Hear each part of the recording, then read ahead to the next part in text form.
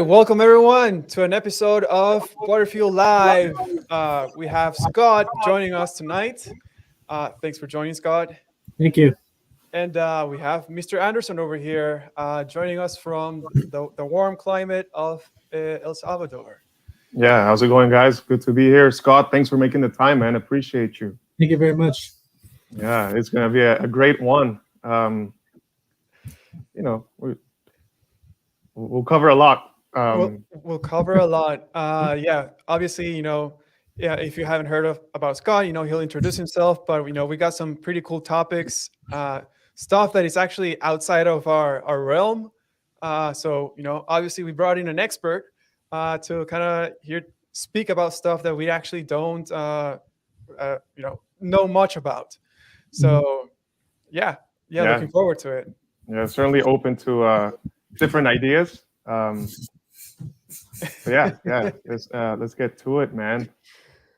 So I guess I could explain just a little bit of my story for the new viewers.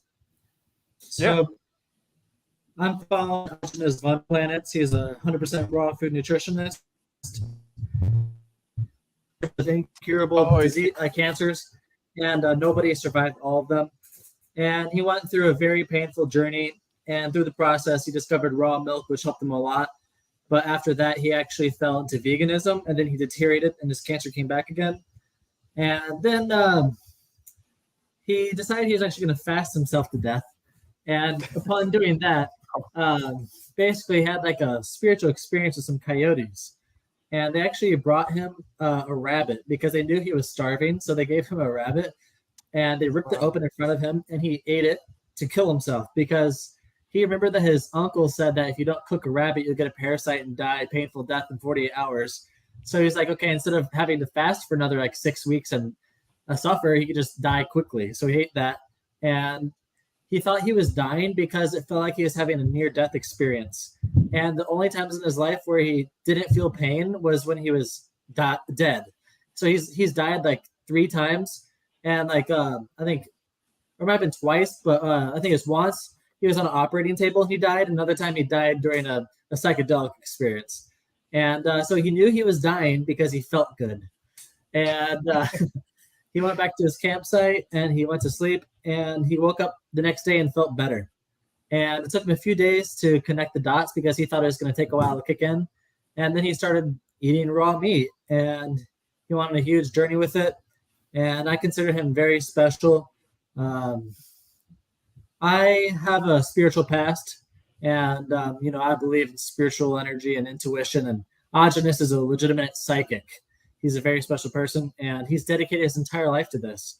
And he was forced to learn how to truly be healthy because he came from the worst condition you can imagine. He was basically paralyzed. He could not bend his back at all because of the radiation therapy. He was crippled, and he had to crawl on the floor with his elbows. He couldn't even make it to the bathroom. So what he did is, he shit himself and threw up on the floor and crawled in circles all day for the last year or two, right before he was supposed to die. And all his teeth were dangling in his gums. And if he bit down on anything, he would bleed a half cup of blood. And he had to get 2 blood transfusions a week. So one of the workers from a hospice that helped take care of him before he died recommended him to drink raw milk. And that reversed his autism. That his autistic fog disappeared in a week. He's also drinking raw carrot juice, and he gained coherence, and he started to actually have some sense of language. And he had to literally teach himself how to read and write. So he had to look up the definition of every single word in every book he read, and he connected the dots. He knew it was the raw milk and carrot juice that healed him, and that's the beginning of the journey of his health, and. So, yeah, and the raw milk actually regrew the enamel on his teeth, so he didn't lose all his teeth. Wow. And so with me, I've been into nutrition my entire life. Not my entire life, no. Since I was about 14. When I was 14, I wanted to get abs so I could get laid. So I got into intermittent fasting and keto, and I started doing sit-ups and stuff. And that was the beginning of my health stuff because I went on a keto diet. I tried intermittent fasting at one point, but then I got into bodybuilding. And then I had a oatmeal and rice with protein powder and protein shakes. And I put raw eggs in my protein shakes back then when I was like 16. I didn't know about raw food. I was just like making some quick protein. Oh, nice. And chicken rice, oatmeal, and all that. And when that was about 16. When I got to 18. So my personality is very extreme, and anything I do in my life, I go 100% in. And so, like, I'm kind of religious about this diet right now. I was also religious about weightlifting. I was also religious about meditation. So I've had like 3-4 distinct periods of my life where I focused 100% of my effort on one topic. Like, it used to be video games, and then it was weightlifting, and then it was smoking weed, and then it was meditation, and then it was the diet. And also there's micro phases within the diet, but so 18, I got really into the meditation. And so the spiritual gurus tell you to fast. And I tried fasting for 24 hours, just water. And I have a history of psychedelics from my spiritual development. And that one fast I did, I felt like I gained more wisdom than my average acid trip. And I was mind blown. I was so excited. I was like, I've discovered something amazing. And then I became obsessed with the fasting. And basically, I was going on long fasts, meditating nonstop all day, every day, and sun gazing every morning, every night, doing yoga routine, breathing techniques like Wim Hof. And I walked in the snow barefoot and shirtless. And, I didn't wear shoes ever. And so I had my feet were really calloused because I was walking on the concrete every day, and I'd walk on rocks to make my feet stronger. And before this journey started with the meditation and the fasting, I got 2 HPV vaccines, and I thought nothing of it. I got incredibly sick the day I took them, but I didn't connect the dots. I had to get them for my senior year of high school in order to attend school. And so that combined with the fasting was a really bad combination. And I went from being incredibly disciplined, focused, high energy, hard worker into being lazy and depressed. And I struggled to stay consistent with anything. This is the very beginning of the diet when all the fatigue set in. So I was doing all the fasting. I transitioned to veganism. I felt great until the last 6 weeks. The last 6 weeks, I was like burning out and just really not feeling good. And at the same time, I was studying the snake diet, who practices long fasts. And his name's Cole Robinson. He ate raw meat in a video. I looked up raw meat. I found Severage. I found Aajonus. Severage is a raw meat YouTuber who I actually really do not like because he has a very bad attitude and it corrupts the minds of many people. And it's just very negative. So I don't like his ideology. But then I went through a small Severage phase, and I felt better when I realized that Aajonus was the one to actually listen to. So like the very beginning of the diet, I actually felt amazing. I felt absolutely fantastic for like 3 months. I was feeling sensations I haven't felt since I was a child. And I felt like I was truly awake for the first time in a long time. And I knew I discovered something very, very powerful, very, very important. And I felt like, I don't want to say enlightened because most people misuse that word, but I guess I'll say I felt a little bit enlightened. And nice. After 3 months on the diet, I was like, I'm getting all these amazing nutrients. I'm on the perfect diet. I could probably smoke weed again without getting side effects. Because at the time of me starting the diet, I didn't smoke for like 6 to 9 months. So I was on month 3 of the diet and I started smoking again. And at the very same time, I did something that you really should not do on this diet. And it's a reason that you need to do your research on the diet in order to do it safely. Because there is risks on this diet, but if you're smart, you know what you're doing, you can mitigate those risks. And, if you really have some guidance, there's in my opinion, no risks. But according to a doctor, it'd say it's deadly, dangerous diet. So I'm not giving medical advice. I'm not saying you should or shouldn't do this. I'm telling you my experience. So I ate moldy raspberries. So on this diet, it's basically about optimal nutrition via raw food. because cooking damages nutrients, which I can explain later, and that there's no such thing as bad bacteria, and that we welcome sickness. And that sickness is a detoxification process. It's the body utilizing bacteria, fungus, parasites, and another word which we can't use, which is technically a solvent. So bacteria, parasite, fungus, and solvent. And V word. What? V word? Yes. Okay. Yeah. So the body utilizes those 4 mechanisms to break down toxins in the body. So you're talking like, where are these toxins? They're everywhere. We are in a very toxic society. We're poisoning ourselves on a daily basis. So let me just give you some examples. So food coloring, yellow dye, blue dye, green dye, all that stuff is heavy metals. Like yellow dye 5 is made from cadmium, I believe. I think it's number 5, but one of the yellow dyes made from cadmium, and it causes kidney cancer. And so you got food coloring and like shampoo, toothpaste, and a lot of different foods, or even medication. And then you have preservatives in food, or if you have any liquid food stored in metal, it's going to break down the metal. You're getting low-grade metal poisoning. And if you look at the back of basically any food, you're going to have like 30, 40 chemicals in it. You have no idea what they are.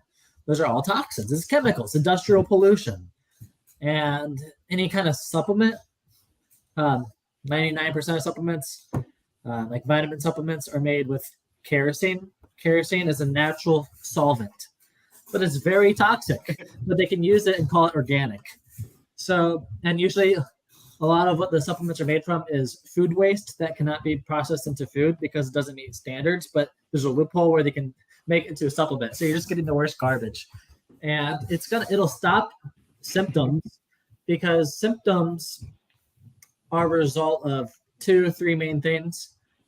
A nutrient deficiency can arise, can develop symptoms, or it could be toxicity, or it could be allergies. But allergies are often, people think they have allergies when they don't. That's often a smoke screen. It's often not the true cause of the problem. So generally speaking, it's nutrient deficiencies and toxicity. So I'll talk about more sources of toxins. So you got like car exhaust, cigarette smoke, like factories burning coal, paint. Paint can outgas toxic chemicals. You don't have to wear a mask with that. It's going to outgas for years gradually. Or like synthetic fiber clothing.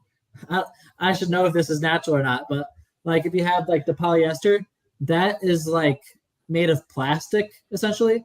And when you inhale it, it creates your body has to break it down to a very like toxic, it's like corrosive substance, if I remember correctly. It's just very bad. So we have toxins everywhere in our environments. And also with the fact of cooking our food, we're creating nutrient deficiencies, which makes it very hard to detox. So your body uses those 4 mechanisms to break down degenerated tissue. Degenerated tissue, your body ingests a toxin, your body has to store it somewhere. It can't process all the toxins. It's too many toxins on a daily basis. Combined with our deficient diets, the toxins are going to accumulate. We cannot process them all. So it's going to store somewhere. And what kind of toxin determines like where is it going to store, or if you have a certain nutrient deficiency, it's going to store in more areas, because if you had the right nutrients, you could break down that toxin and remove some of it, or maybe all of it. You have a nutrient deficiency, you can't break it down. Your body has to store it to handle later. So your body breaks down, dissolves the degenerated tissue. And then what happens is you get symptoms, because first your body has to use massive amounts of nutrients to break down that toxin and remove it from the body safely. When it's removed from the body, it can be removed through mucus. Your body can spend nutrients to produce the substance mucus, and it can cough it out, sneeze it out, or however, or earwax, boogers, eye boogers, that's toxins coming out the brain, gums, this area. So it can discharge from the nearby glands or other like avenues. So like your lymph nodes, those are basically the vacuum cleaners in the body. And they process the toxins and they help break it down. And the best way for toxin to be removed from the body is through the skin. So you sweat it out, or it comes out in a rash or acne or discoloration. But the thing is, our lymph nodes are clogged with plastic oil, hydrogenated vegetable oil, very toxic. We didn't have heart disease before that came out. So it's like the margarine, the vegetable oils, all that stuff, very toxic. Basically, it's irradiated, which is a very similar process of making plastic. So inside the body, it makes a plastic-like substance. So it will crystallize, congest the lymphatic system with the lymph nodes. So then your vacuum cleaners cannot, they're full. The bags are full. So now our bodies, either they can't process those toxins, and when your body can't process the toxins, that's what develops disease. It's an accumulation of toxins that prevents proper function. So if we can't remove it from the skin, we're going to have to either let it develop into a disease because we literally can do nothing about it because we're so deficient, we're so clogged that we can't remove it, or it's going to come out the digestive tract. You can throw it up, you can vomit, which is much more stressful, taxing on the body because you're throwing up the bacteria, or you're decreasing your bacterial count. The vomit, the diarrhea is going to kill your bacteria, decrease your digestion temporarily. And also, it's going to spend tons of nutrients. So you have to use so many nutrients to remove it like that. If you can just sweat out the skin, it's much more easy. So in regards to sweating out, the lymph nodes are clogged. In order to unclog them, we have to take the hot baths. It's a very important, underlooked part of the diet. So that's the main premise of the diet. Sickness is a detox. Disease is the resulting accumulation of toxins. And symptoms can also be a result of nutrient deficiencies. So I was talking about that because I was mentioning supplements. So this is a very important principle. You can stop a detox and the symptoms go away because your body no longer has to spend the nutrients breaking down those toxins. Those nutrients are now free nutrients that can be used to produce energy, to think clearly, to feed your joints, to feed, like if you get sick and your joints hurt, that's because your nutrients are being used to process the toxins, not to lubricate your joints. So you can stop the sickness by creating emergency responses in the body. You can create an emergency response through cold showers. You can get it through taking supplements, which are toxic and create an adrenaline response. So like cold shower supplements, they release adrenaline and they neutralize symptoms. So it makes you feel better, right? But does that mean it's healthy? That's why you have to look very carefully about why does it make you feel certain ways, And like you have to understand the root cause of disease, sickness, like the true nature of health. You have to analyze these practices and decide are they actually healthy or not. In my opinion, I don't like cold showers. I don't like cold exposure. It may be beneficial in certain circumstances, like if you're an athlete for recovery, but I wouldn't do a long time. I'd do like 2 minutes max, 1 minute. But if you are a weak individual, I would not recommend it because I think it takes a bunch of nutrients to heat up your body and it's just stressful. So like if you're weak and you're fatigued, you don't have energy, I think it'd be better to baby yourself. Don't push yourself through the ice stuff because that's going to slow down your progress. But like if you're already strong, already healthy, the ice baths could be beneficial in some circumstances, but generally speaking, I don't recommend it. And so yeah, supplements are a no-go. And I could go into more detail, but I'll stop at that.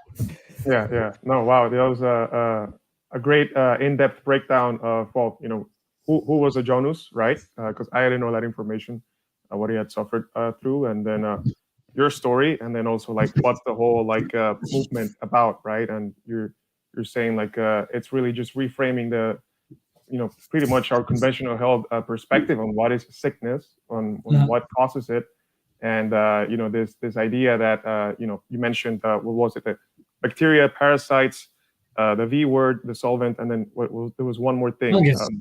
Fungus, right? Yeah, these are actual detoxifying mechanisms. There's right, one thing I skipped over earlier that I forgot to go back to. I'd like to finish that. The moldy berries that I ate. Oh, right. Yeah. Yeah. So the moldy berries cause super strong detox because that fungus starts dissolving heavy metals in the brain really fast. So what the side effect of eating moldy berries is it can cause intense fatigue that can last up to a year. And so I ate those moldy berries. Dang. And that just it killed me. I ate the moldy raspberries. A week after eating the moldy raspberries, I started smoking weed again, or maybe it was the other way around. But so then I basically became very tired all the time, depressed, had no energy. All that good emotion I had was gone. And then I tried to quit smoking like 15 times in 2 years, and failed every time. I could not stay sober off of marijuana. And, you know, that's part of what I had to heal myself, and I had to learn how to do the diet properly in order to get that, to heal myself. I look like I'm healthy, but my health still is not where I want it to be. I'd say I'm 70% recovered, but when I do the diet properly, I see amazing results really fast, and I know my potential.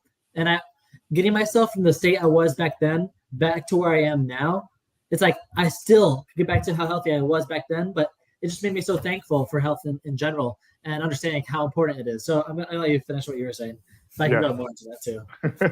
No, I love it. I love it. Sounds like, I mean, you've clearly dedicated a lot of time to researching this, and a lot of the ideas are going to be, well, a lot of the stuff you're saying, like, it's brand new information to me, and I'm sure like other people who are our followers, they're probably scratching their heads and they're like, you know, what is going on? But we have lots of comments. There's a lot of activity going on today.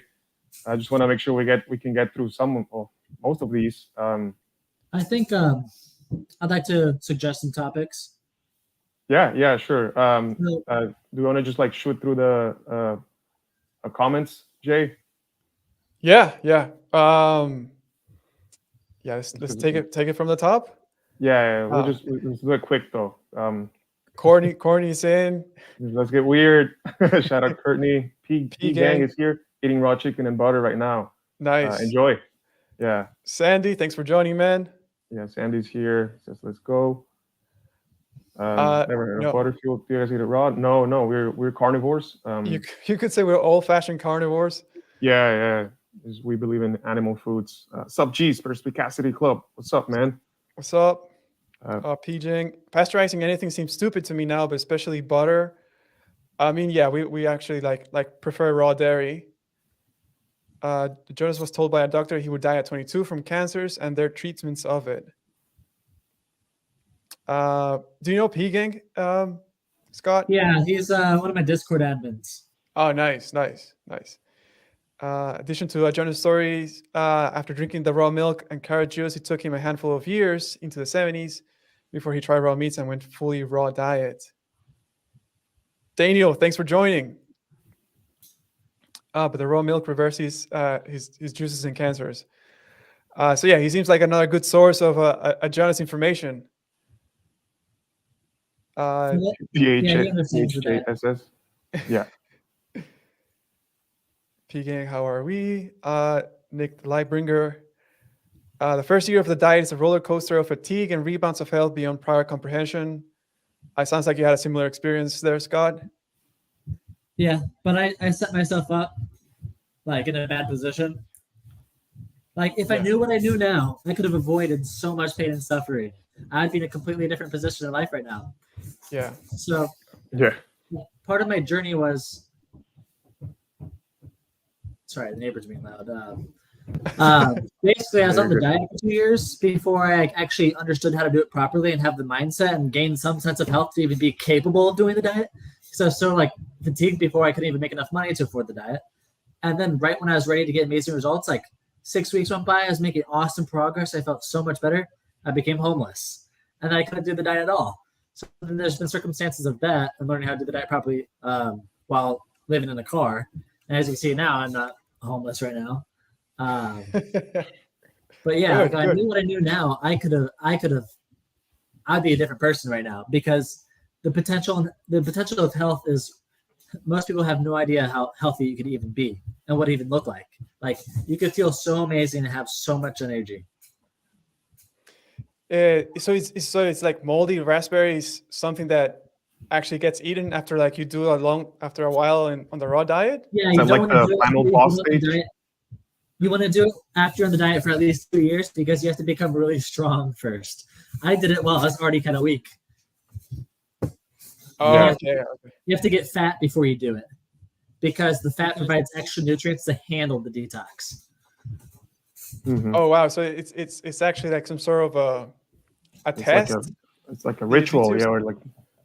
Well, it's like if you take it too early, you're not gonna have enough nutrients to handle it. You know, it's just it can cause more damage. You detox too hard, the toxins get broken down and you can't absorb it. They cause additional damage. So some people, actually a lot of people try to follow the primal diet. They don't know what they're doing. They make a mistake and they cause a strong detox, and they actually set themselves back further. And then they blame the diet, but really it was their lack of understanding and then making a mistake. And I don't want to scare anybody into doing the diet. The main thing is don't try to cut any corners. Don't try to like, force it to happen too fast. Don't force your detox. Let it happen naturally. And follow the routines in the book without stray. I see. Otherwise recommends. Interesting. So it sounds like it's one of the pathways to try to detox yourself as much as you can from from the toxins from the environment. Yeah, but the first 2 years you want to focus on getting stronger before you detox, like gaining weight, and your body is going to start breaking down. Like every cell in our body on a cooked diet is deficient because all cooked food is deficient. So when you're starting the diet, there's going to be a lot of adjustments that happen inside of your body. Like a lot of people just become new people. Like they think differently, they're more clear, and like problems they had in the past, which they had no idea was even related to health, just magically go away, like in their social life or their personality. And so the first 2 years, you just want to focus on getting stronger, and then you can start detoxing harder. But the beginning of the diet, what you want to do is you want to get fat, and you want to take a lot of hot baths, and that's a good way to detox, because when you're sweating it out of the body, you don't have to use tons of nutrients to break it down. It's safe. Unless you go for a super long time, then you start melting the plastic, and poisons that have accumulated for years and high concentrations are going to come out. So unless you're fat, you don't take a hot bath longer than 40 minutes, because you're going to start melting some really fucking potent toxins. And if you don't have the fat, it can damage you further. So you have to have the fat to do long baths. 40-minute baths is completely fine. But, like if you have the molds, the long baths, anything like that, you don't want to push the detox too hard. Yeah. Could you get like the same benefits from just like going into a sauna? Like, does it have to be a bath? No, sauna does not do the same thing. So on a long-term perspective, a sauna actually damages the lungs and mucous membranes. So it's going to thin your mucus, which might help you breathe better. But the mucus is actually removing toxins from the body. So if you decrease your mucus production, you're not going to be able to process some of those toxins, because the mucus, it coats the tissue to prevent it from being damaged from the toxins being removed. If you don't have that mucus, it's going to irritate your noses. You're going to have allergies. So like if you have allergies, one of the best things you can do is drink lots of raw milkshakes, because that recipe increases your mucus production, which coats the toxins, it protects the tissue, and then the irritation goes away. Wow. Interesting. Yeah, the comments are going ham, so I don't think we can read all of them. Yeah. You guys are having a discussion. How many viewers do we have? 8 currently. Okay. Yeah, nice. We went up to 10 for a sec. I think I saw a question somewhere around here. Yeah. Oh, the comment said chemicals are in everything. Yeah, we live in such a toxic environment. It's incredibly overwhelming just learning how to navigate that. And I can already see some people saying like, oh, do you take a hot bath? But like, what about the water, right? Like, what about the toxins in the water? Like, you have to make sure it's filtered or something. Like, yeah, I guess you do. You put raw milk and apple cider vinegar and sea salt or Epsom salt in the bath. You let it sit for 10 minutes, and the vinegar is going to break down the toxins, and then the milk absorbs it and prevents it from damaging your body. So you put that in the bath 10 minutes before you get in, and then the water won't hurt you. Wow, there you go. Even that's taken into consideration. One of the comments on the screen was Ryan, I think it was. He was saying like there's chemicals in everything, like there's cyanide in apples. I'm talking about industrial chemicals, not like natural chemicals. When I say chemicals, I mean like pollution. It's like highly processed, synthetic, man-made. Yeah. So then a nerd's always going to say water is a chemical. Like, okay, man.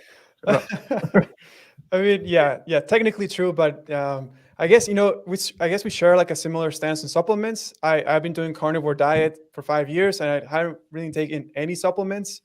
But primarily because the carnivore diet kind of made me realize that my health is actually just purely driven by the quality of food. And that could be just like actually cooked meat, right? Will you go through your eating routine? Sorry? Will you go through your eating routine?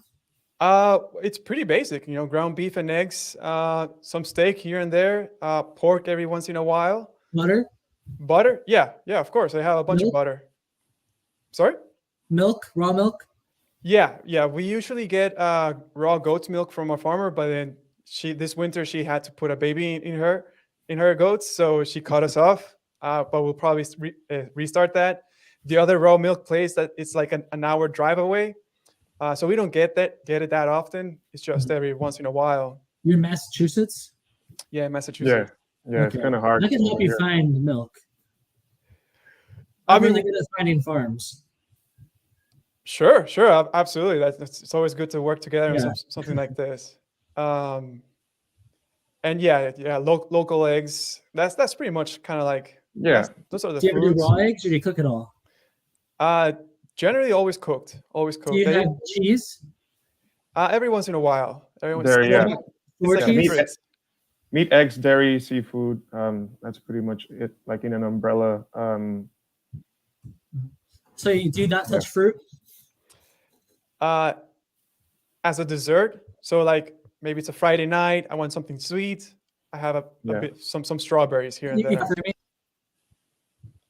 Yeah. I guess you cut off there for a second. Can you hear me? Yeah. What did you say? There's a delay.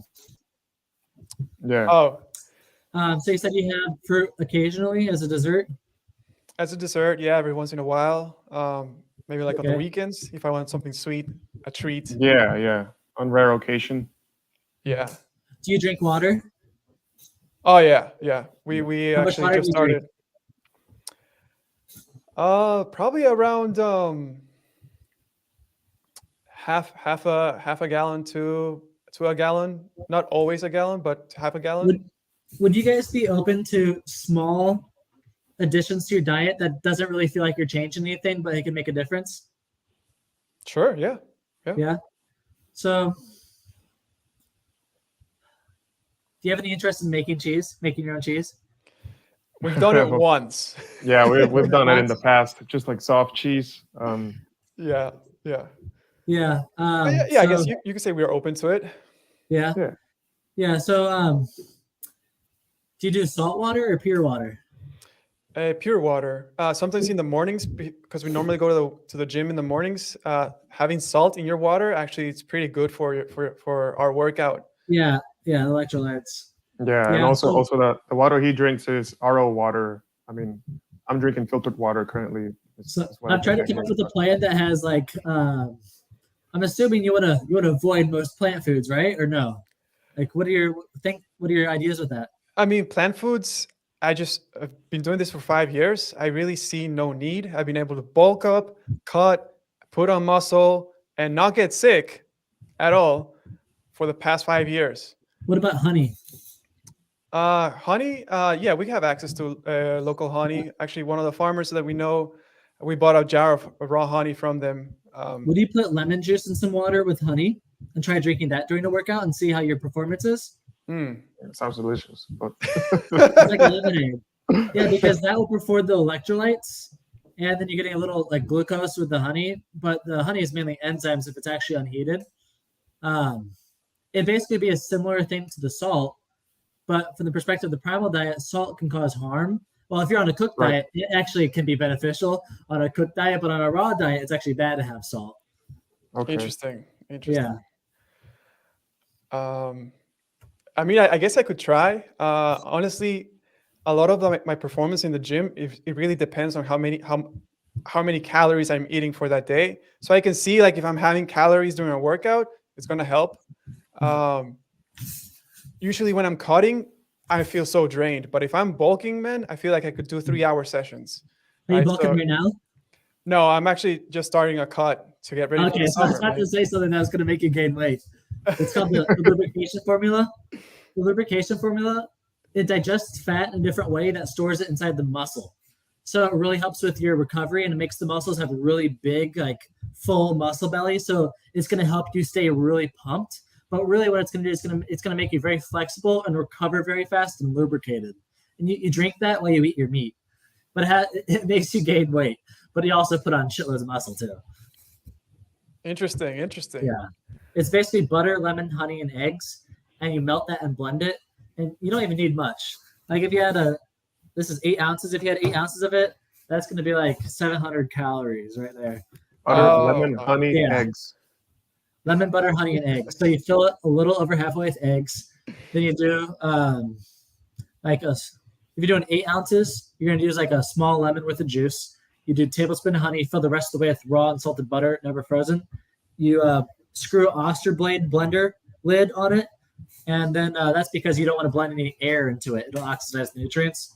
And you melt that gently. You blend it, and it tastes like Greek yogurt. It's delicious, actually. So Nice. Yeah. Is there a purpose to the lime juice?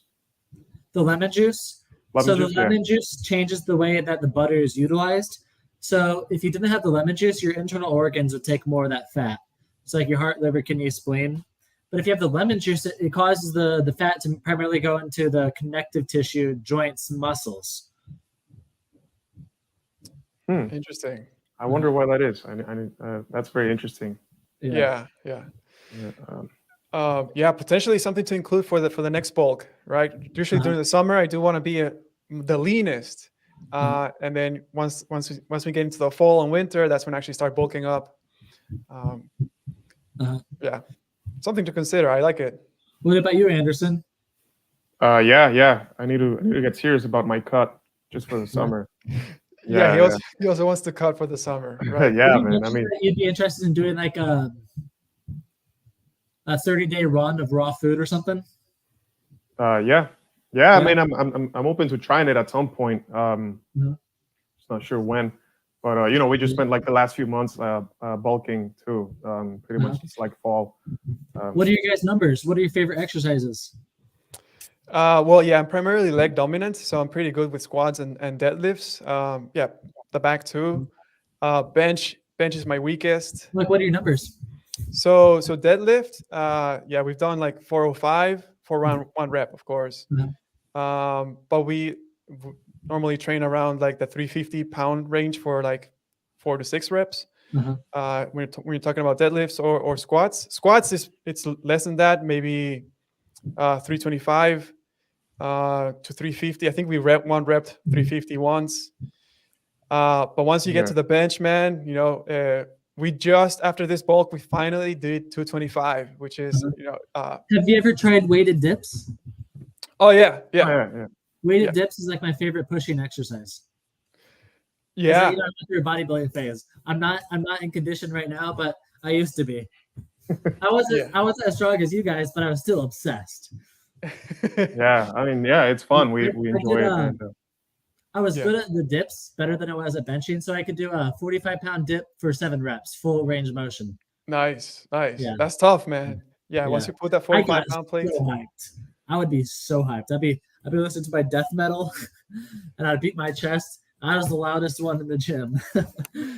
Nice. I didn't give a shit. I was loud. I was hyped up. I drink a lot of coffee too. So. Coffee is a pre-workout.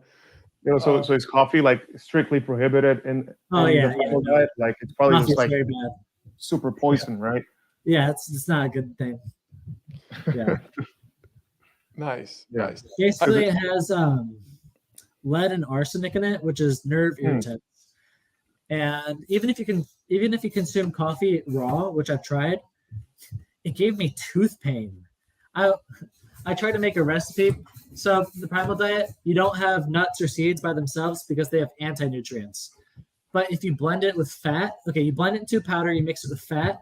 The fat absorbs the anti-nutrients in the nuts. Then you can get like the starch out of the nuts, which has some benefits. So I was like, okay, let me replace the nut with coffee, raw coffee. And I had this big bag of it unroasted, and I blended that with it. And then I was eating that for coffee, and I was getting horrible tooth pain, And I used to love drinking coffee. I even still like the smell, but it's also addictive, Oh yeah, so it is. I was addicted, and having withdrawals from coffee sucks. And things that you can get physically addicted to, I just don't necessarily consider to be good things. Like for me, if I had coffee right now, I would be high as fuck. Coffee makes me go bonkers, and it's like it's crazy. Like when I compare coffee and marijuana. It's like a lot of people will drink coffee every day, but they don't like marijuana, but they're on a coffee. To me is like a hardcore drug. Like for me, that will fucking make me go nuts. You know what I mean? I get withdrawals from it too, you know, but that doesn't necessarily happen with weed. You know, I don't like fucking get headaches if I quit and like get sick. Yeah. I don't smoke. I eat it raw. Wait, what? You eat the weed raw? Yeah, I discovered about 10 months ago. No way that works. Yeah. About 10 months ago, Raw Fat God on Instagram sent me a transcript of Aajonus mentioning that if you chew the marijuana for a long time, there's an enzyme in the saliva called tyolin, which breaks down carbohydrate. And if you chew it long enough, it starts breaking down the THCA and it starts decarbing it. It activates it. And then so you just chew it for like 5 to 10 minutes really aggressively. You swallow it and you get high, like identical to an edible, but cleaner and more clear. And there's no down to it. It's really smooth. And it's like, I don't have any guilt really for consuming it. You know, smoking, it's like I'm smoking. It's harmful, you know. Yeah. And if like I'm on a raw diet, and I'm cooking the weed. I used to cook the marijuana bud and eat it with butter. And you know, I'm cooking something. I'm not supposed to be cooking something. But now the weed, you know, there might be pesticides in it. I try to get the organic option at the dispensary. If it gives me a headache, I don't do it. If I take it, I have no problems from it. I consider it to be okay as long as I'm responsible. Wow, that's dude, because you always hear like you need the heat to. It doesn't work for everybody though. It works only on like 40-50% of people that try it. It's weird. I don't get it. Yeah. I don't understand why it doesn't work for some people. That's insane. Interesting. So 5 to 5 to 10 minutes, you say then? 5 to 10, yeah. And if you chew too much, grab a bud. You just grab a bud and like it doesn't. Like, you don't want to do too much. You get so fucked up if you do too much. Yeah, bud is a lot. Yeah. But here's the thing. Here's another thing. If you chew too much, it doesn't work at all because you can only decarb so much marijuana for the amount of saliva that you have. So if you have too much, you can't produce enough saliva to break it down. So if you wanted to get like really stoned, you eat it, swallow it, and then eat a second serving and then swallow it. But usually it's like you have like 0.25 grams and you'll be stoned for like 7 hours. So yeah, if you're smoking, you're wasting your money. You're only high for like an hour and then you kind of feel like shit after. You know what I mean? Like if you chew the marijuana, you'd be high for like 6 hours. So, and you don't like get sick. Like smoking can make you sick, you know? Yeah. You're more paranoid if you smoke it versus eat it raw. It's a much more smooth experience. Yeah, I like this comment. Chewing any plant is the natural method if you think of how ancient humans would have tested it. I mean, I think that makes sense. You know, you chew tobacco. True. And you probably chew like cocaine leaves, right? Get a buzz from that. Sugar cane, man. you chew sugar cane, and then you know someone came and like refined the sugar cane and made this nice white powder. Put it in Coke, so that poop is next, right? Organic pesticide. But hey, so I do want to ask you, you know, because in the carnivore space, you know, you hear a lot about, you know, the reason we don't need plants, we don't eat them, it's because of the anti-nutrients, which, you know, like different people have different tolerances to them. So, you know, I personally, I don't feel like too much of an adverse effect. I can handle them, but I don't see the need for them. So what's like your perspective on anti-nutrients in plants? And are they necessary? Like, you know, like it sounds like, you know, obviously the emphasis is strongly on animal foods. You need meat, you need the dairy, you know, and raw eggs. And obviously, like, you know, that's super nutrient dense and hugely beneficial for humans. But yeah, I'm just wondering your thoughts on plants in that perspective. So the issue is mainly with vegetable fiber. Usually the fruit fiber isn't a problem for most people, maybe some people, but the real problem is in the vegetable fiber. That's why we juice them, because the anti-nutrients stay inside the fiber. And yeah, I don't have any studies, I don't have any science, but the problems that people get don't really come with the vegetable juice. So I've spoken with 300, 400, 500 people about, like, on the internet about the diet. Only one person out of everybody was unable to tolerate the vegetable juice. So that's like a 0.05% of population. I don't know. And that guy literally could not have it. It fucked him up if you drank it. So the vegetable juice is important on a raw diet because without it, you're going to lose your appetite and you're not going to be able to eat the raw meat. And that's because when you start eating the raw foods, your body starts detoxing. And generally speaking, you detox without symptoms because you're getting enough nutrients to handle it. But if you're not eating enough food or the right foods, then you can start to get more symptoms because the symptoms results largely from nutrient deficiencies. So if you had more nutrients, you wouldn't have the symptoms because you could have more total energy to work with inside the body, and then you wouldn't be deficient. So if you're eating correctly on the diet, doing it well, usually you're not going to get a detox right away. So as you detox, the blood gets more acidic. And as it gets more acidic, you lose your appetite. And the vegetables, the celery juice, plants alkalize the body. So we have mainly celery juice with carrot. And we drink it in between meals, small amounts at a time, like cup. And we don't have it within an hour of raw meat because the vegetable juice is alkaline and this meat requires an acidic stomach to break down. So if you drink vegetable juice, you're not going to process meat for an hour. So the whole vegetables, they will alkalize the digestive tract. Can you hear me? Yeah. You're back. Can you hear me? Okay. Yes. Okay. The whole vegetables will alkalize your digestive tract for 24 hours. So if you eat a salad, you're not going to digest raw meat for 24 hours. So we don't have the whole vegetables that causes problems. And like I said about the nuts and seeds, the anti-nutrient can be absorbed by breaking it down into powder and having it with the nut formula, the raw fat. And that absorbs the anti-nutrients. So what can be a problem is sugar, lots of sugar, because sugar has a toxic waste product, and also it's an inefficient fuel that causes you to be emotional and lose your train of thought. So in regards to fruit, we eat all of our fruit unripe, like as the most ripe possible.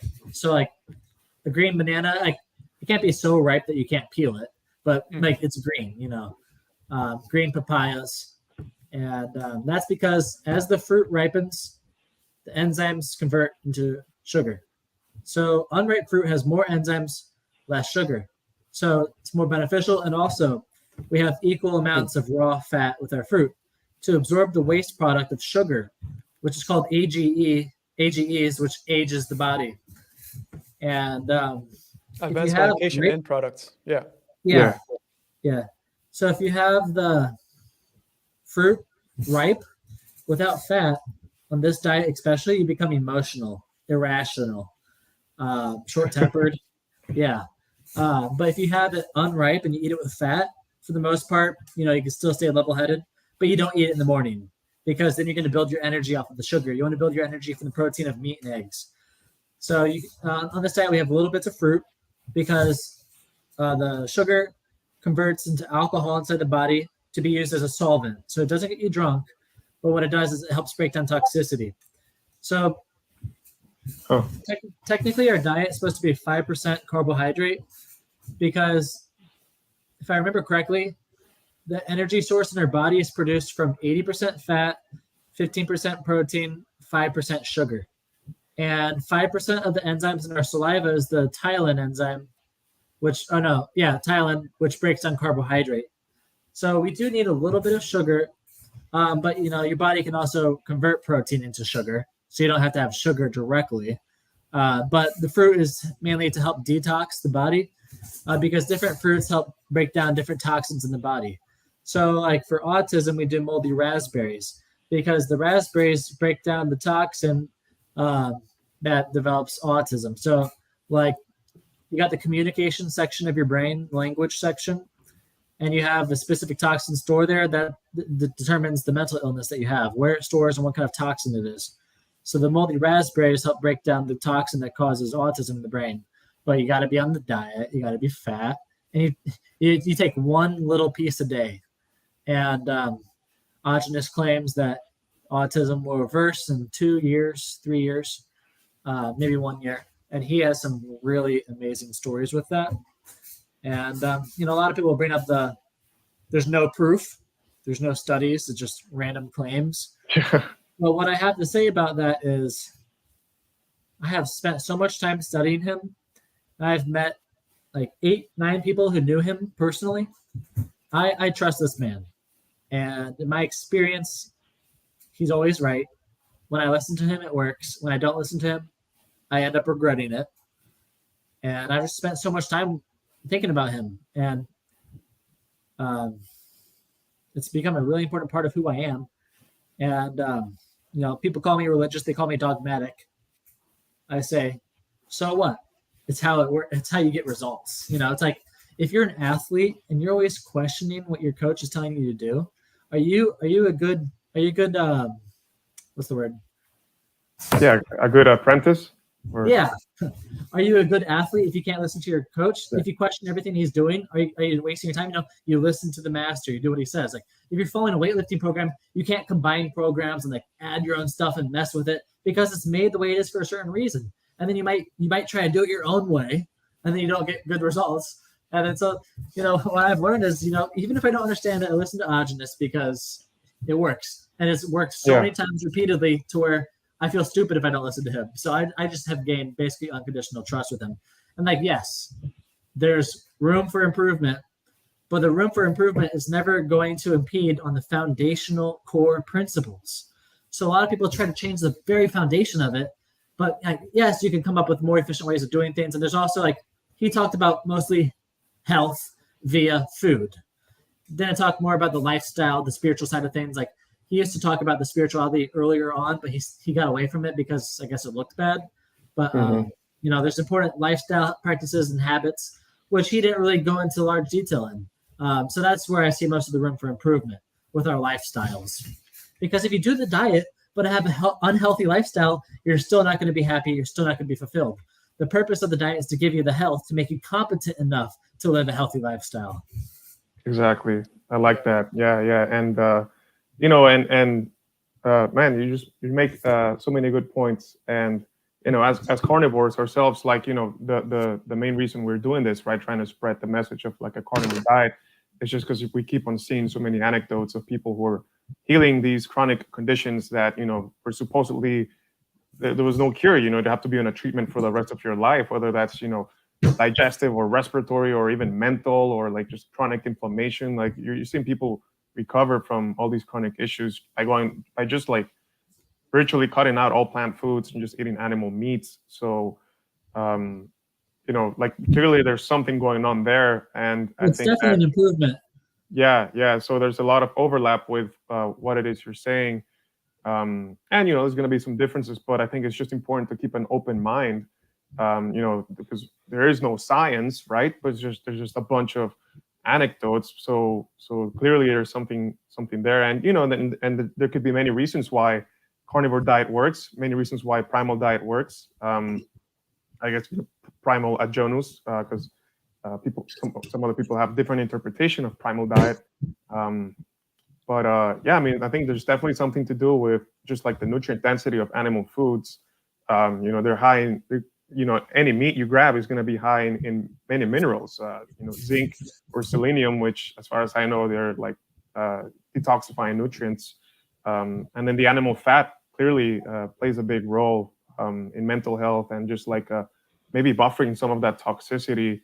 I feel like science hasn't really done a good job in discovering like the role of fat. Will still help absorb the toxins. It can still protect you. Yeah. So there's clearly something going on with the animal fat, and so I understand why you might lead to a conclusion of like, if some of it is good, then you must have it raw to maximize it. Which nothing against raw food. I think like there's we're the only animals. Why Aajonus says cooking is harmful? Maybe we can dive into that. Give us your thoughts. So the first thing I would say is that cooking cauterizes the minerals. So if you take like wet clay and you cook it, it turns into a hard rock. Mm-hmm. And that's what happens with the minerals when you cook it. So if you take milk and you pasteurize it, the calcium becomes like 3 times harder to utilize. And I don't remember the exact details, but it's harder to utilize and it takes more to do the same job, and it creates weaker bones. And then there's the deal with the enzymes. It destroys the enzymes. And I'll explain that experiment that, what's his name? I have in my notes. Edward Howell, yeah. Edward Howell did an experiment with rats. He had one group of rats eat raw, one group eat cooked. And so the cooked food rats lived just as long as the raw food rats, but they developed all the same diseases that a man would. But he noticed that the cooked food rats were eating their own shit. So what he did is he restarted the experiment with the cooked food rats being on a clear screen.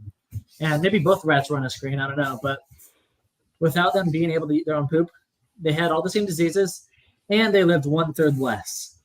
And so essentially, the feces supplied them with enzymes, so they could recycle their enzymes.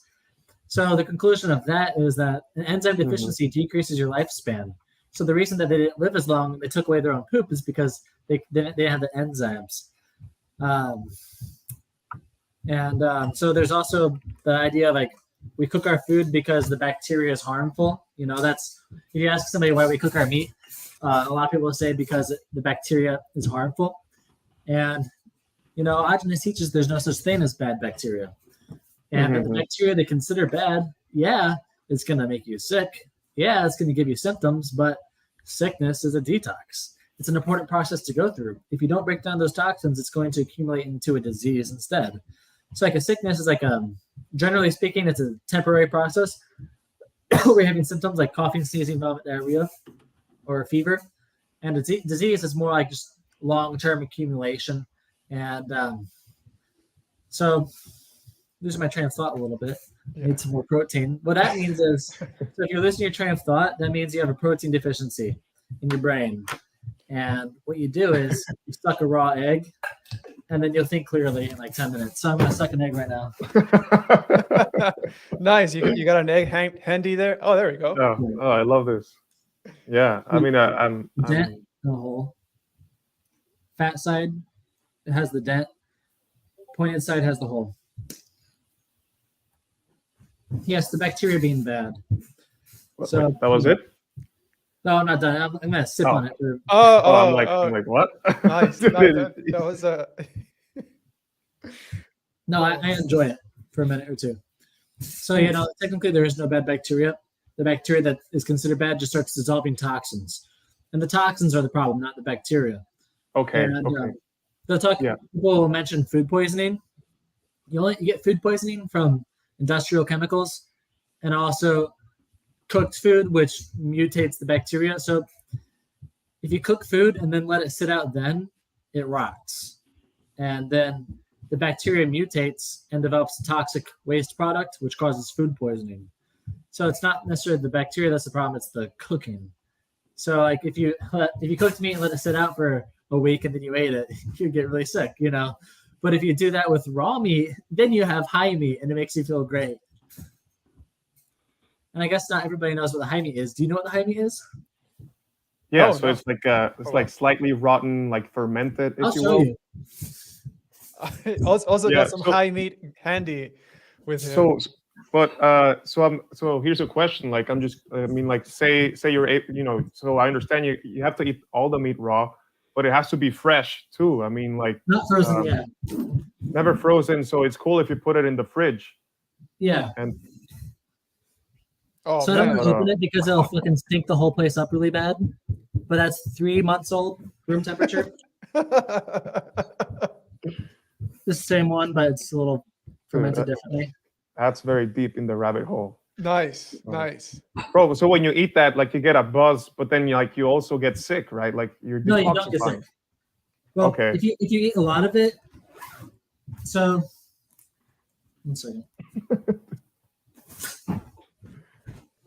So he's got a special bag for it. I love it. Yeah, I gotta know which bag has the high meat. So it doesn't make you sick every time you eat it. Every single time you get these bacteria, you don't automatically get sick. If it's mold, it can make you sick. The high meat, I've given the high meat to about 18 people on a cooked diet. And nobody had a problem the first time they ate it. like 2 or 3 of them ate it 2 times in a row, like 2 days in a row, 2 times within the same week. They got a cold, and that lasted like 3 or 4 days. They just felt a little under the weather. They still felt happier, but they were also tired at the same time. So the people who only ate it once had no symptoms. And what it does is you're introducing the bacteria, starts detoxing toxins, starts breaking down the toxins, dissolving them, and you get symptoms because the toxins being flowing through your body and trying to be removed. Yeah. So when you get sick, when you get a cold, like, how do you help that? Because if the like the phlegm and all of that is like your body detoxifying all the bad things, and it's in your interest to be like spitting that out as much as you can, right? Like, so when you have a cold, what you do is you avoid red meat and you have white meat instead, because red meat is going to make you more acidic and it's going to make the detox more intense. The chicken is more soothing and it doesn't raise your acidity.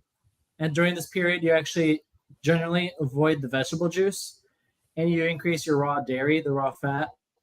Have milkshakes, smoothies, lubrication formulas, like the butter recipe I told you about for the bodybuilding. And you have the chicken.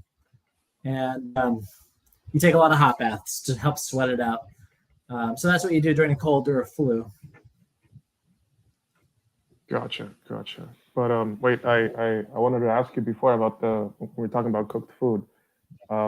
So in this diet, it's never frozen. So are you just like, are you frequently hitting up your farmer then, and like how do you manage to always get like never frozen fresh meat? It's very rare that you're going to find fresh meat from a farmer, unless they're set up for it. Like if you live in Pennsylvania, easy. But you can just go to a butcher. There's plenty of great butchers in every single city. I've done a lot of traveling. There's fresh meat almost everywhere. The only place that didn't have fresh meat was this small population town, and but an hour away they had fresh meat. So you could go. You can get it once a week, and it stays good for a week about. Okay. Yeah, because mainly like a farmer would have to process their cows, chickens, or whatever through a processing facility, and those facilities always freeze it right away once they're done cutting. And they use chemicals, and they don't. You take the organs. Yeah. The liver and heart. They do something with the cow's brain, man. I don't know. Yeah, you can't get all the good stuff. They take away the good stuff. If a farm is going to sell fresh beef, they have to have a lot of customers to where they can sell a whole cow every month. Yeah. So so it's hard. So I guess like, how does the butcher get around it? It's my question. Does like the farmer sell to the butcher and then the butcher kind of just they usually go to a USDA processor, and then a lot of processors will give it to you fresh. It's just some dumb ones that won't. You just always go to a different one. They're all over the place. But what's preferable is that you can do a custom slaughter and you butcher it yourself in your backyard. Yeah, that would be, I guess, the ideal scenario when you get hands-on yourself. You're doing it. What you could do is you could find a farmer and convince them to let you butcher one of their sheep or goats once a month. Yeah, without sounding like a crazy person. Hey, let me get in on that sheep. Dude, I've asked my farmer and she turned me down, but dude, that should be a service, man. Game. It's a numbers game. It's like sales.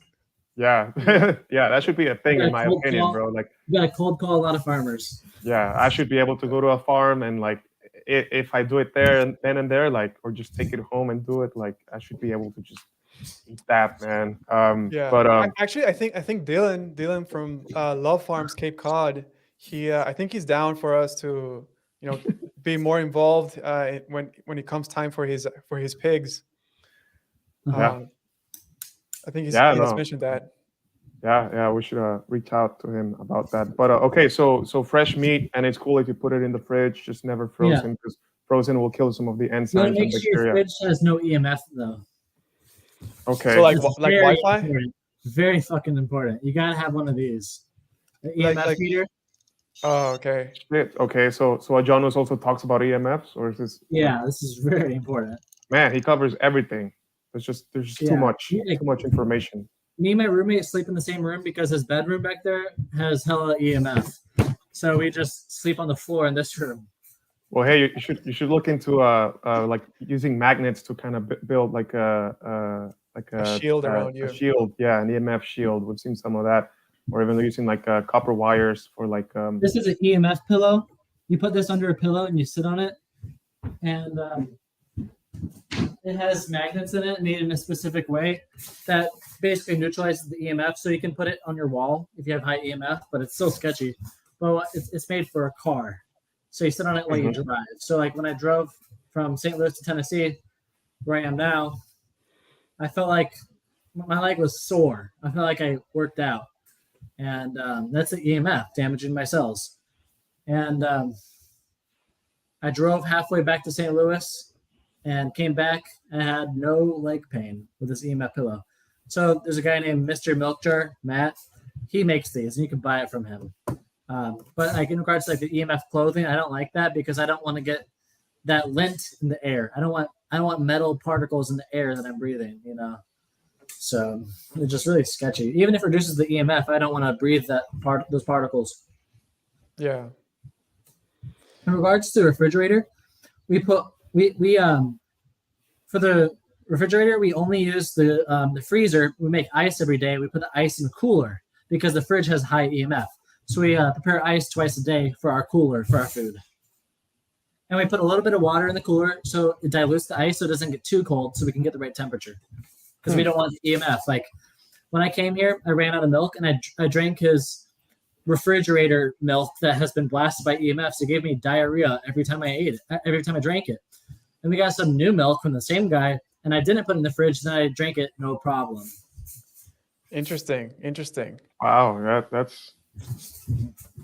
Yeah, that's new to me because right, you know, that's like a new concept, and I always use my fridge, and I don't go through these EMF strikes, or I'm not aware of it, at least. Yeah. Yeah. Yeah, so with the cooked food, you know, there's other stuff that it does to it. Like if you take a raw fat molecule under a microscope and you look at it, it's very dense. But if you cook it, it makes it swollen. It makes it really big. And so what that does is if you get fat in cooked food, it's bigger. You look bigger. There's more volume to it. You get fat in raw food, you can have the same weight, but look leaner because the fat molecules are more dense. And also cooked food will create more cellulite stretch marks because that's a lack of utilizable fat, creating the healthy skin. So in raw fat, you're not really going to get that as much. You still can, but if you detoxed enough and then you got fat, you won't have those stretch marks, but you want to get fat right away. But over time, you know, as you detox, you're not going to have those problems because you become much healthier. And so the cooked fat is really hard to break down for energy. So if you get fat in cooked food, you might become lazy. You get fat in raw food, you know, yeah, it's harder to exercise and run. But the thing is, when you're sitting still, you feel way better. You know, I feel much more calm, much more relaxed, much more grounded and clear mentally. Yeah, like I can't jump as high on my rollerblades. You know what I mean? Hiking is a little bit more hard. But other than that, I feel a lot better when I'm fat. Oh, okay. Yeah. So. Yeah, is there a body fat percentage that you think that kind of allows you that you should have in order to be strong or healthy to tolerate the I'd say 25% is pretty good. 25%. Wow. Yeah. Wow. Get real fat. Gotta get real fat. That is real fat. It helps tremendously. If you go to the diet and you're not getting fat, you're gonna have slow progress. You get fat, it changes everything right away. It changes everything. And so many people tell me they can't gain weight, but the thing is they don't know how. It's not only about consuming calories. Like you can eat the recipes that cause weight gain. You can eat the same amount of calories in other foods and not gain the weight. So there's a certain way you can approach it that causes more weight to be gained. So basically the milkshakes cause the most weight gain out of anything. And the lubrication formulas also help with weight gain, but the milkshakes are better. So if you eat foods by themselves, they digest faster and are used for energy immediately. if you have the foods blended together in combination, it's harder to break down for energy, so the body stores it more as fat. And so if you want to gain weight, you have foods in combination. So like if I'm eating to gain weight, I'll have a little less energy because I'm spending so much time digesting this food because I'm so full. So if I'm eating to gain weight, I'll take a nap every day because I'm just so fucking full. But the fat really makes a big difference in how I feel. Yeah, that's before I rarely laughed and smiled, and then when I got fat, I was laughing all the time and smiling all the time because I was much more. My body was fed; it actually had enough nutrients to process everything, so I was much more calm and relaxed and felt better in every way. Yeah, I think that makes sense. I think just throughout the whole year, I mean, traditionally people would go like naturally through growth cycles and then cycles of like leaning out just because of like availability of food and seasonality. So I think that's very interesting. And obviously like there's you feel good like when you're eating a lot. Like it's pleasurable. And when you're cutting, like you get it's not necessarily healthy, right? And you can really mess yourself up if you do it like irresponsibly. Right. So there's a discussion going on in the comments from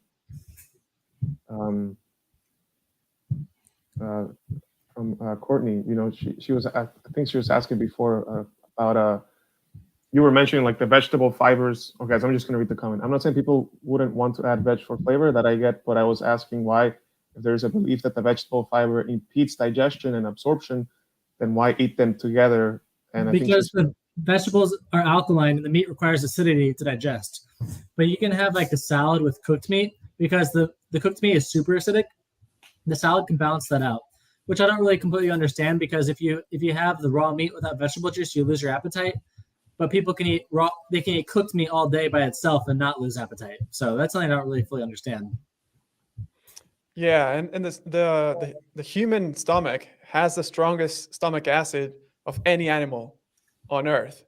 Right? It's like a pH 1. Yeah, it's like 1.5. Yeah. So it's pretty acidic. It's very acidic. So I mean, it doesn't matter if you're eating something acidic or eating something alkalinic. Your stomach acid is just gonna has its pH value. Yeah.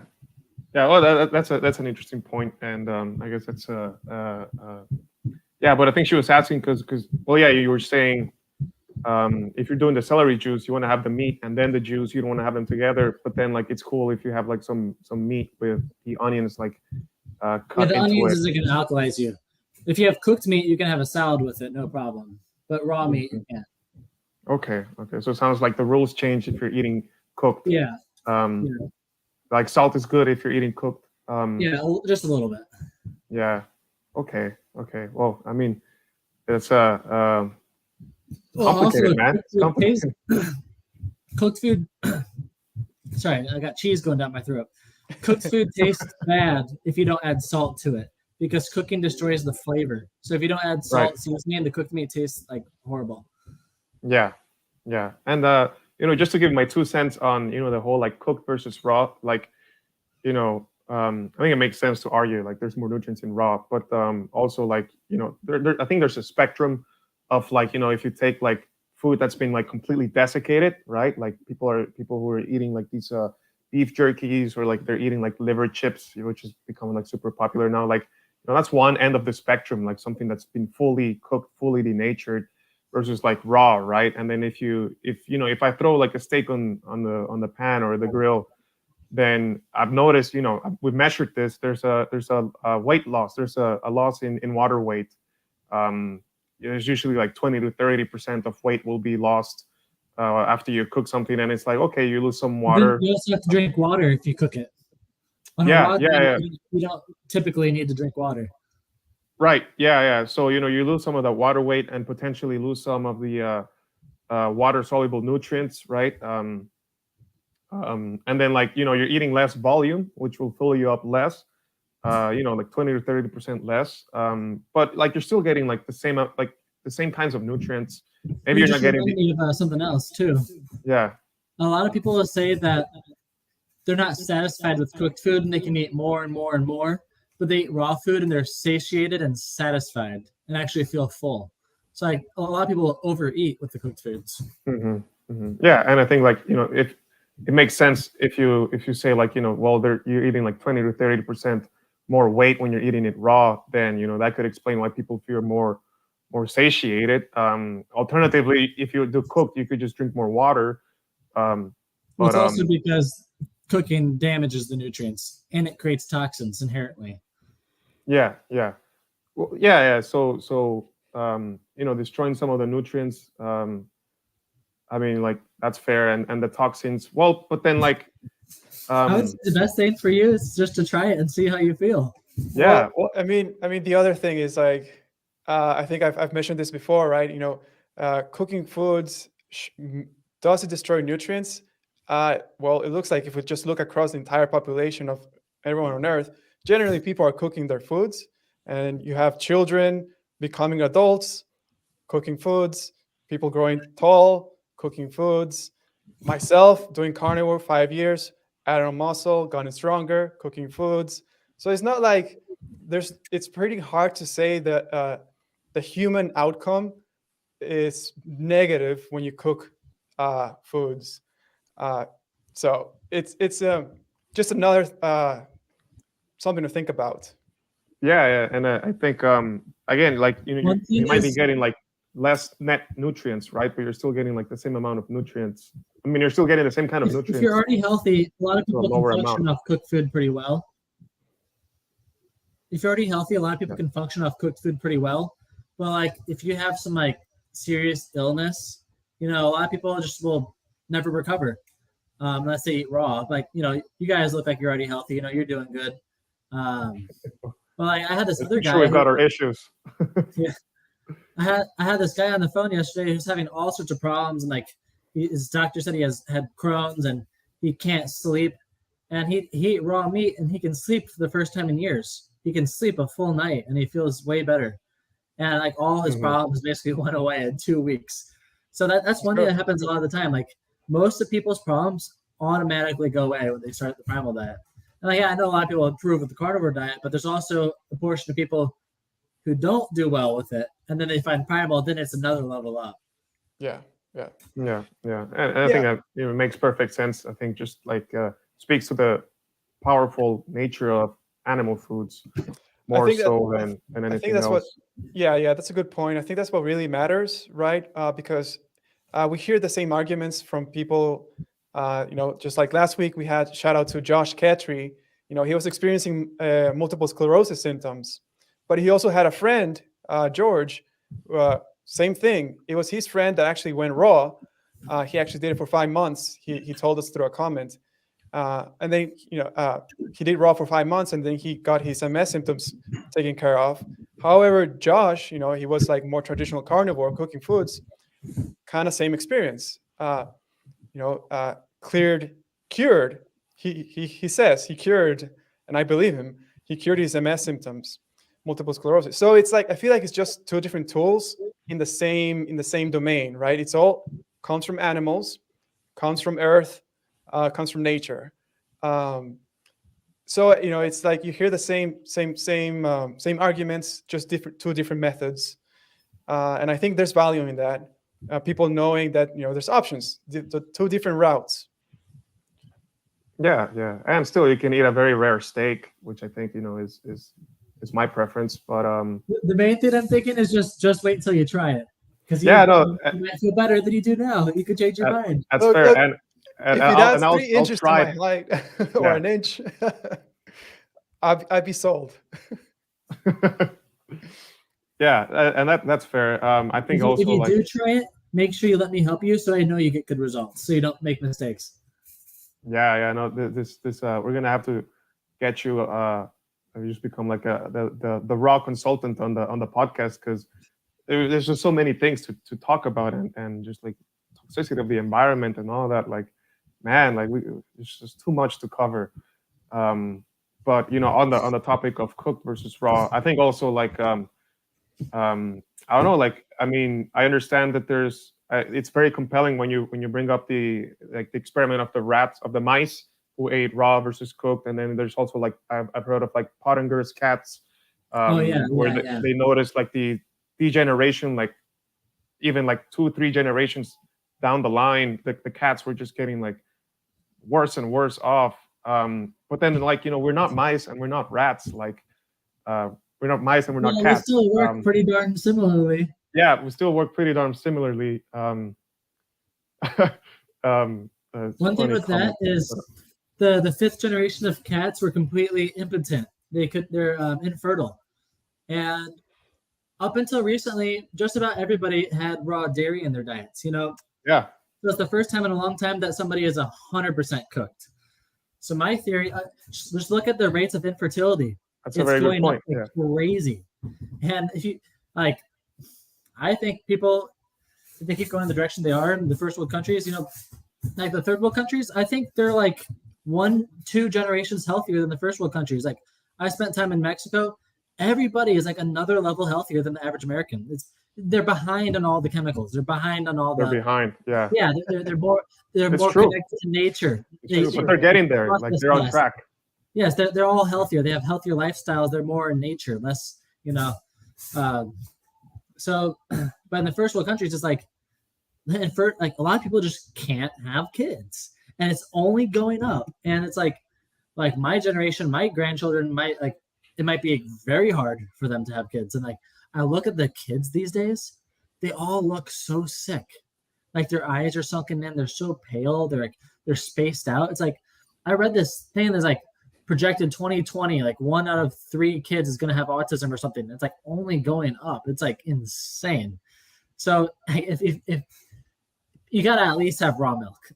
You got to at least have raw milk. You have to have something raw in your diet other than like fruit or vegetables, because that's not going to do shit. You got to at least have raw milk. Yeah. Animal foods, animal derived foods. Absolutely. I'm 100% supporter of that. Yeah. And yeah, exactly. I think that's completely fair. I love some raw eggs. Again, nothing against raw meat. I just, I think the smell is appetizing. I can have a steak tartare here and there, and just really rare steak. Maybe like eating cooked ground beef all the time. Maybe that's something that should be minimized. I don't know. But definitely, like I think humans are built different than other animals, and also we talk a lot about species that has diseases. True. Until we impeded on nature and gave them the diseases. Well, I mean, the rising diseases has pretty much happened in the past 100 years, right? And a bunch of new foods. Yeah, pollution. Seed oils, sugar, processed foods, ultra processed foods, trans fats. All these thoughts, basically manufactured foods. Also, like the glyphosate, like these deer, like they're eating GMO corn out of these fields that are sprayed heavily. Yeah. The glyphosate is such a huge problem too, and it's such a practice that should be stopped right away. I don't know. It's people still haven't caught up to the glyphosate problem that we have. Did you mention bees? Bees? Did you say bees? No, I didn't say bees. No. Okay. Because another thing is the chemtrails. Do you know about the chemtrails? Oh yes, sir. Yes, we do. Yeah. It's geoengineering, and they're spraying aluminum and like barium, and they tell you what they're doing, but they say it's safe. But the thing is, no, they're spraying heavy metals on us, and like that's also decreasing the bee population. Yeah, they're basically, that's polluting the food supply, right? Because where is that landing? Everywhere on the grass and water and soil, man. Here's the most important thing for any of us. If we're going to survive, we have to have our own food production, because everybody's dependent on just a few farms to produce all their food. If there's an economic collapse, hundreds of millions of people are going to fucking starve. So we need to work to produce our own food, like Joel Saladino? Joel Salatin? Joel Salatin, yeah. He was saying that like there's this city in this one country that did an experiment with like chickens, where they gave chickens to families and they used their kitchen scraps. And he said like if 1 out of 3 families Like put if 3 families, I forgot exactly what it was, but basically they didn't need to buy eggs anymore. The whole community produced their eggs based off of kitchen scraps. Yeah. So I fear economic collapse. I mean, food sovereignty. We're also very pro food sovereignty, and are also like brainstorming ideas like how can we ourselves, become food sovereign. Like we've even talked about, breeding rabbits, right? Because they actually require a very small footprint. I think one of the biggest things is getting away from the city, though, because if you're producing food and everybody around you is starving, they're gonna raid your shit.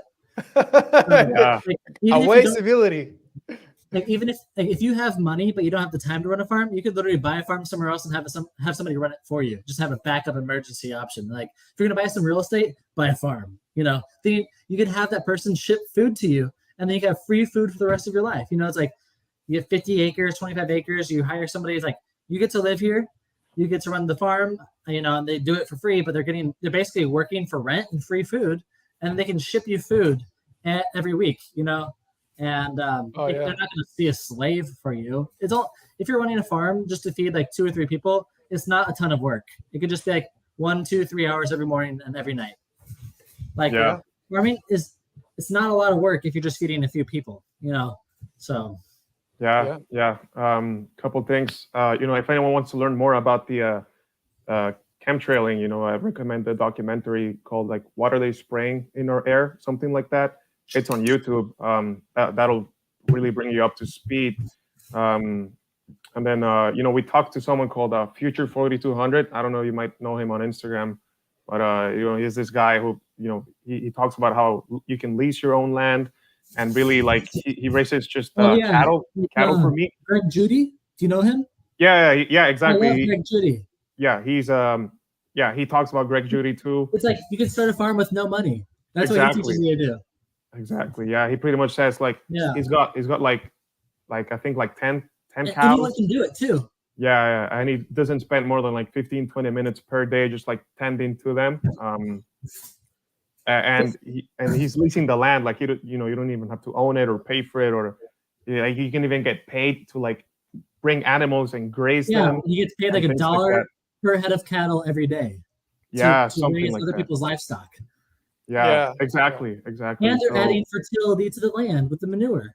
Exactly. So he's increasing the value of his soil and making money and getting experience. Yeah, and then the cows will give you dairy, and you'll give you meat, and like, oh man. Yeah, so this is a lot of creative ways. Starting a farm for me is number 1. So what I'm looking to do is to create a new community outside of nature. Outside in nature, outside of society. And I'm just sick of all the degeneracy of society. I don't like seeing all this bullshit every day. I don't want to have to see all the drama in the news and politics. I just want to live in nature with people I love. And I want to play music. I want to connect to animals and nature in general. I want to raise children. I want to practice martial arts. Like I want to drum. I'm a drummer. I want to meditate. I want to be in the sun. Like we could set up a lifestyle to where basically you work on the farm or whatever your particular skill is 3 to 5 hours a day. The rest of the time you do whatever the hell you want. Money is not even the concept. You just make sure that your food is made and you take care of your responsibilities. Some people are going to make clothes. Some people are going to make tools. We can do it with no dependence on society. Like, yeah, we can have computers and Wi-Fi, I guess. But the thing is, like, we need to set it up in a way to where if that goes away, we're not fucked, And so what I'm looking to do right now is put together a team that's going to come with me to Latin America to build a farm. Multiple farms, multiple locations, actually. And I already have a small team together, and we're working together to do this. But the thing is, we need numbers. If you have a small farm in the middle of nature, you could get raided. If the society collapses, you could get raided, But if you have a community of like 50, 100 people, some random thief probably isn't going to break into your shit because you got so many people. You know what I mean? And also, power and numbers. People are everything, and you have more minds, and you have more like. If you think about the law of attraction, manifestation, if you have hundreds of people desperately wanting the same thing, it's going to happen, So, and also, I just see the potential of living a healthy lifestyle and eating healthy. And, you know, the average person wastes so much time on shit that doesn't matter. And they're working to amount nothing in their entire life. They're just making debt, having kids, and teaching them to make more debt, and then do nothing meaningful in the world and focus on instant gratification and pleasure all the time, and not actually discover who they are and their passions. And they're too worried about what other people think, and they're just a fucking slave. There's a hamster wheel lifestyle. It's like, I want to have a group of people that truly like lives to be fulfilled and happy in nature, you know? So there's a lot of ways we can go about this. Basically right now is you just need to meet people who share your ideas in real life. And what it starts with is talking to them on the internet now. So right now I have this Discord group, and what I'm looking to do is develop the culture, help people to live healthy lifestyles. And a lot of people, including me, are broke, and we're struggling to even afford the diet because it gets expensive. And we're not going to afford the diet. I mean, we're not going to afford a farm if we can barely afford to eat. So what I'm trying to do is learn how to make money and teach everybody in the community how to make money, so we can put our wallets together to actually purchase these farms. Or we could do it like some fucking Greg Judy style with no money down, you know? Or there's another idea. Find somebody who shares your ideas, who's wealthy, and then come up with the skills to start the farm for them, locate the deals, and like find the land, learn the language, learn all the zoning codes, all the details you need to know, make it easy, set up the farm. That's one way you can farm with no develop skills, woofing on a bunch of farms. So you know everything you need to know. You find the investor, you find the land, and you put the people together. Your job is to, you know, become capable of doing it, improving yourself, and then find the people and the deal. So that's one plan. If you can't figure out how to get wealthy, you can just put people together and get them to work. I love it, man. And that's true. You know, that's also what's interesting is that also a thought that we have thought ourselves, you know, building a community, starting something that like a village, basically. Yeah. That we've tried the cities. The city is a cool concept, whatever, but I think it's too disconnected from nature by design. Makes you feel like you don't need it. Makes you forget that where the food comes from. Makes you forget that you're actually human, part of nature. So more like a village style, we have a community, 10,000 people, right? Food sovereign, self-sustainable, energy independent, and obviously leveraging a little bit of technology that we have nowadays. But not being dependent on it. But not being dependent on it, right? Because I think we've learned our lessons from the cities, and now we are kind of ready to go back.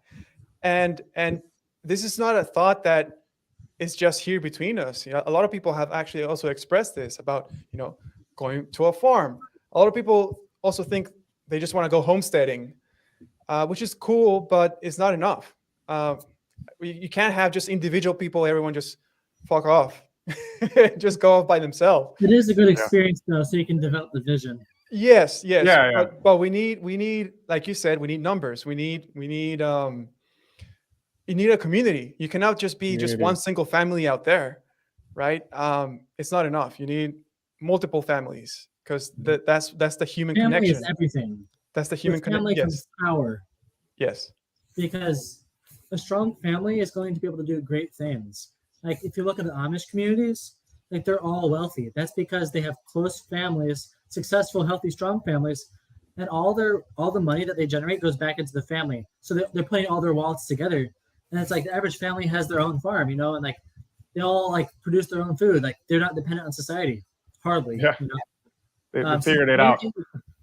Owning our homes and our food supply. Most people work every day to pay for their home and to pay for their food and to pay for a vehicle. In my community, I don't want to be dependent on vehicles. You know, we're going to own our food. We're going to own our homes. So that's going to give us like double the free time of the average city dweller. So like we actually need stuff to do all day. Like for me, it's music, meditation, connecting to nature, you know, sports. Yes, sir. I mean, it's what's interesting, right? It's you know, you have all these cathedrals, right? And you look at them, and a lot of people, basically, we cannot recreate these structures anymore. That skill is lost. And you know, some people theorize that we're not able to do that anymore, because before we used to have so much free time. We were able to leverage, you know, our past technology to save ourselves so much time, and then use our free time to create these awesome structures that stand the test of time that we cannot even make these days, or recreate these days. So yeah, What you sucks got the most is like the average person has no time to develop their passions or their skills. They're just hamster wheeling some job that adds no value to their lives or society. Like they're working at McDonald's, like poisoning people. You know what I mean? but yeah, exactly. Exactly. It's like the modern form of slavery, right? Not trying to trigger people or anything, but it's just, if you look at about it, you're working to live basically every day, with no free time to actually enjoy your life. And I think what you're proposing here, like the new community, is a way out, and it'll help a lot of people that just don't want to deal with this sort of lifestyle anymore. Yeah, is it too much to ask to not be poisoned?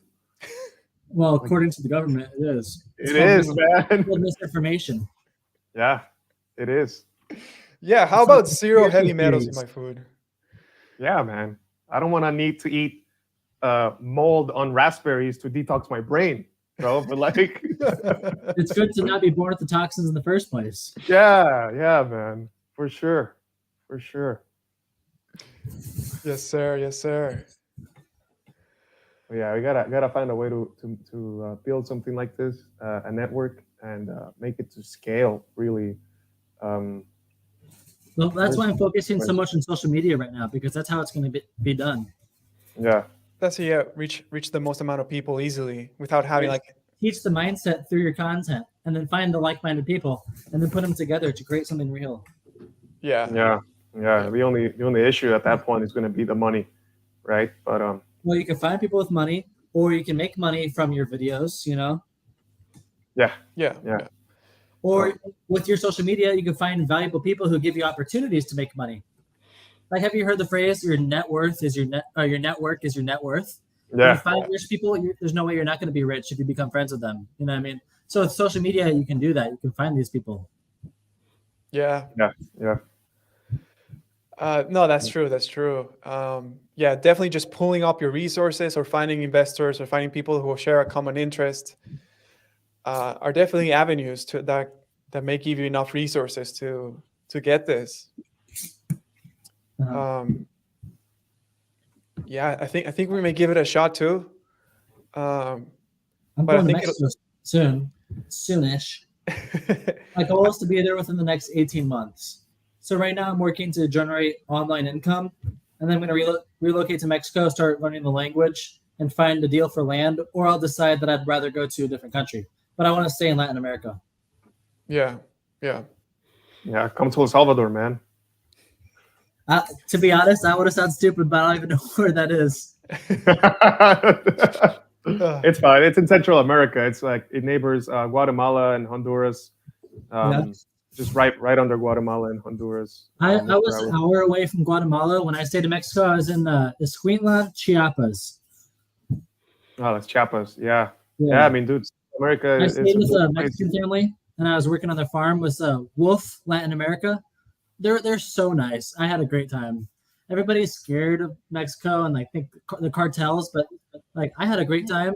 And when I've done further research, it's like a lot of people are saying like it's like the United States government is a cartel. It's like, what even is a cartel? It's like the cartel is the Mexican government, and it's like some people argue that there's more danger with the United States government than Mexican cartels. I don't know if that's true or not, but that's one thing that I think about, you know, because I'm like, if the mainstream media is telling me to worry about cartels, well, everything that I am told, I think, why? How would they benefit from me believing this? Why would they want me to believe this? Is this the truth? And then you just reverse engineer everything. So I don't trust any mainstream beliefs, you know. So, you know, like they say Mexico's bad, it's probably good. Hey, that's a good point, right? You know, you have the full power of Hollywood showing you new cartel drug shows every month. Just new content. Here's what drug lords do. It is very trendy, yeah. It's such a trendy thing, and obviously, yeah, as you said, the media is out here to kind of push this fear as well. You know, makes you question, you know, what's going on there. I don't know much, honestly. But yeah, it's definitely something to be skeptical about. Yeah. Someone asks, do you know of a nonprofit organization that supports regenerative farming? Nonprofit organization. Weston A. Price.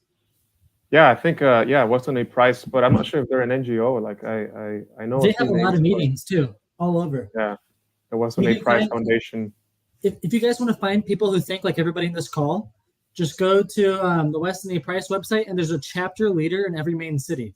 So like, I'd say 80% of the population, you can find somebody who's following Weston A. Price or Aajonus within 30 minutes of you, because the Weston A. Price is like, it's all animal-based eating, you know. So you can find someone really close to you. Yeah. You find them, and it's set up in a way where they help you find more people and find food sources. So there's chapter leaders. You can call them and you can meet other people through them, and they'll give you food sources. Yeah, I also know eatwild.com. That's a pretty good resource. Yeah, there's Eat Wild, there's Real Milk, there's Local Hens, there's like then there's Weston A. Price, the chapter leader. So that's how you find food sources: Real Milk, Local Hens, Eat Wild, Weston A. Price. You go through all those websites and you look for basically every farm within an hour of you. Yeah. I just have to double check if they're actual NGOs, nonprofit organizations. Sorry, and I don't know about that, but there's definitely these organizations out there supporting real food. Progressive will donate to charity. I don't believe in charity.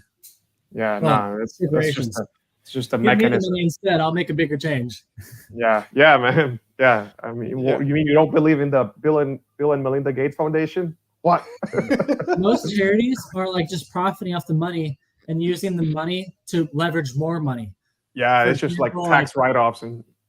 Yeah, I don't want to give off the example and like say something I shouldn't, but like, you know, there's some sketchy charities that are actually hurting people.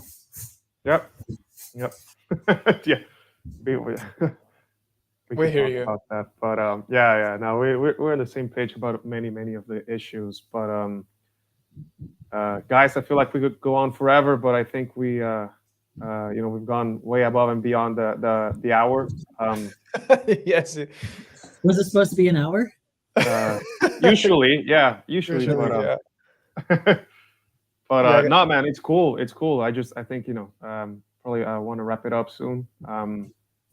But dude, Scott, it's been a trip having you here, man. I like all the stuff you share, and I just want to make sure like people, obviously we're carnivores, like we're animal-based dieters. We have a lot of overlap, have some differences in opinions, but like I'm open to hearing it, and I'm certainly down to trying it at some point. I don't think like it's too far. I don't think it like the stuff you're saying is. That's what's important to me. It's crazy. You know what I mean? Just try it. That's what's important to me. If you to giving it a chance. Yeah, I mean, I'm all for raw dairy. I'm all for raw eggs. I'm for very rare cooked steak. Like to me, it's not that big of a difference at that point. And all the other stuff that came with it, the parasites and the bacteria, it makes really interesting conversation. I didn't even explain the parasite thing either. Yeah. But I just want to, point out, like, to anyone listening to this, to not be like turned away from these ideas, because clearly what we know about nutrition is very limited currently. Most of what we know about health or modern medicine will teach us is based on like this very flawed model with very flawed assumptions of a human eating like a very shitty diet already. So I don't think it's far-fetched to say that maybe everything needs to be reconsidered, right? All of our understanding of health, nutrition, and sickness, like all of that needs to be reconsidered. Someone's saying here, what I'm trying is to rob stupid people. Interview was great. Thank you, man. Thank you, Phil. I think your name is Phil. Interview was great. Good job, guys. Good info. And germ theory is wrong. Yeah, terrain theory is definitely very interesting. We grew up, me and my brother grew up dealing with respiratory illnesses, digestive issues, and since going carnivore, like that seems to be a non-issue until we step outside of that, then the things come back. So there's definitely something there. I just want to, encourage people to keep an open mind and not think like, the stuff Scott is saying is like far-fetched. I don't think it is. but hopefully we'll continue to learn more as we explore further. That's my closing remarks. Anything you guys want to add? Well, thank you for having me. Yeah, and thanks for coming on, man. Yeah. I really appreciate it. Yeah, Scott. Yeah, no, yeah. Thanks for coming on. Love talking with you, and obviously, like just echoing basically my brother's thoughts. So yeah, thank you so much, and yeah, just feel free to plug yourself, and yeah. There's one more thing I want to add. Go for I'm it. developing a directory of where everybody on the diet lives. So if anybody wants to find somebody in real life who lives near them, contact me and I can put you on the directory, and I'll let you know everybody who lives close to you. Nice. It's just And raw meters only. For the most part. Okay, we can't make it. I'll help you find food sources too. Nice. Yeah. Well, if you at least drink raw milk, then you can kind of count as a raw fooder to an extent. Oh, we qualify. Yeah, baby. Yes. Sounds good. Yeah. So with that said, thanks everyone. Thank you for tuning in, and wishing everyone a happy, healthy, and nutrient-dense era. Till next time. Yeah, till next time. Peace. Gonna eat it by the stick tonight. Gonna eat out this way.